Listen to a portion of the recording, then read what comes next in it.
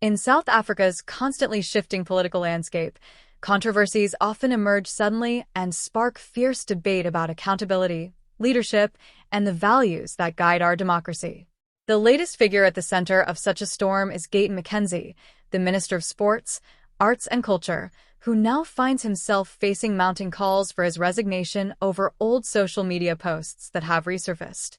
These posts, many dating back more than a decade, contain racial slurs and derogatory remarks that critics say are incompatible with the spirit of the Constitution and the principles of reconciliation South Africa has worked to build since 1994.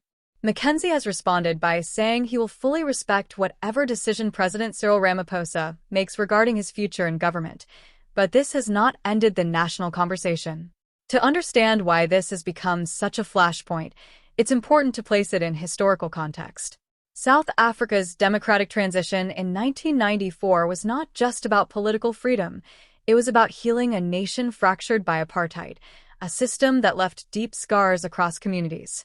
The Truth and Reconciliation Commission stressed forgiveness and accountability, but also highlighted how leaders must set the tone for social cohesion.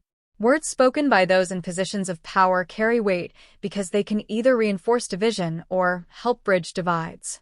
Against this backdrop, the resurfacing of Gayton McKenzie's old posts is more than a personal issue. It is a test of how society deals with leaders whose past words clash with the values they must uphold today. McKenzie's life story is one of dramatic transformation, from prison during his youth to businessman, motivational speaker, and eventually political leader as president of the Patriotic Alliance. Supporters point to this journey as proof of redemption. Critics, however, argue that redemption cannot erase the need to answer for past behavior, especially when it undermines confidence in government. Civil society organizations, advocacy groups, and opposition parties such as the Democratic Alliance and the Economic Freedom Fighters have been clear. They want McKenzie gone. They argue ministers are public representatives and must meet higher standards. The South African Human Rights Commission has confirmed it will investigate, stressing that even though the posts predate his appointment, leadership cannot be separated from integrity. The ANC has been cautious, saying the president has the constitutional authority to act. This reflects the delicate balance Ramaphosa must manage. On one hand, he faces pressure from opposition and civil society to act swiftly. On the other, he must consider political fallout within the government of national unity, where stability is already fragile. Removing McKenzie could appease critics, but strain relations with the Patriotic Alliance, whose support matters in certain municipalities and coalitions. McKenzie himself struck a conciliatory tone. He said he serves at the pleasure of the president and will accept any decision. He urged South Africans to see his past remarks in the context of his growth, reminding the public that we all have a past. Appeals to forgiveness are not new in South African politics, but when racism is involved, the wounds they reopen cannot easily be dismissed. This raises broader questions about the role of digital footprints. In today's world, social media preserves words indefinitely, meaning leaders cannot escape their past comments. For many, this case is a reminder that online platforms are public spaces where words live on and accountability extends to past behavior. Looking at possible outcomes, if Ramaphosa removes McKenzie, it will signal a strong stance on accountability, but could also deepen coalition tensions.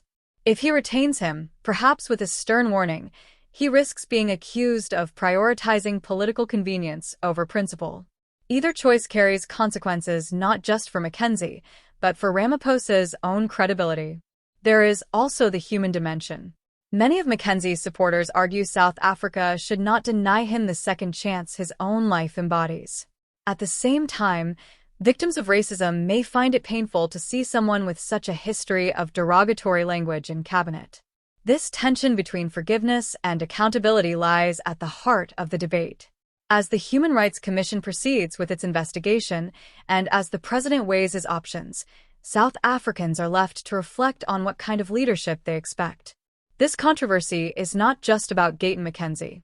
It is about the standard we set for all leaders and the constant struggle to align politics with the ideals of the Constitution. In the end, This episode reminds us that politics is never only about policies. It is about values, trust, and the examples set by those at the top. Whether McKenzie stays or goes, the debate shows how powerful words can be, even years later, and how the nation continues to wrestle with its painful history while striving for unity. Thank you for watching and for staying with me through this deep dive into one of the most pressing political debates in South Africa. I'd love to hear what you think. Should Gayton McKenzie be removed, or should South Africans accept his apology and focus on his present work? Do you believe people can truly move past their mistakes in politics, or are some actions unforgivable when it comes to leadership? Let me know your thoughts in the comments below. If you found this analysis helpful, make sure you subscribe to the channel, give this video a like, and share it with others who care about the future of our democracy. Together, let's keep the conversation going.